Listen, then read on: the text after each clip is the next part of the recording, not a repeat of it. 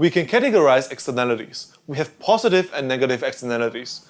Positive means that there is more benefit to society than there is to the individual. Negative externality means that there is more cost to society than there is to the individual.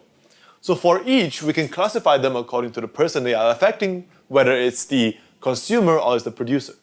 So let's look at negative externalities in production first. Let's assume that we have a chemical factory and that the waste produced at the factory flows into the river.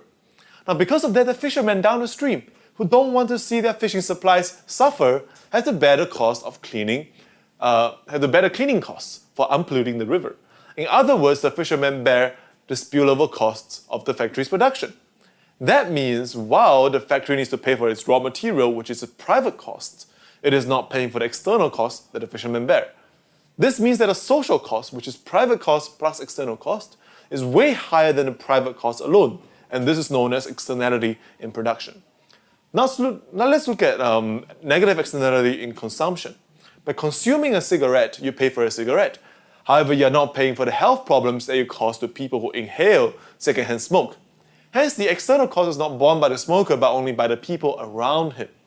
This causes the social cost, which is private plus external cost, to be higher than private cost alone. And this is known as negative externality in consumption. We have positive externalities in production as well. So let's say there's a company that produces microchips, and when it achieves a breakthrough, other firms that use its products will be able to achieve higher productivity and innovate further.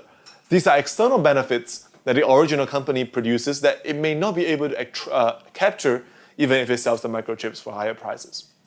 We have positive externalities in consumption too. So let's say that the kid undergoes proper education, he earns higher income and be productive in the future. These are private benefits. As a productive individual, he reduces the welfare burden of the government and contributes to the general productivity of a nation. These are external benefits that accrue to everyone in the country. Hence, the social benefit of taking on education is higher than the private benefit due to the existence of external benefit. So these are the 4 types of externalities that you have to know.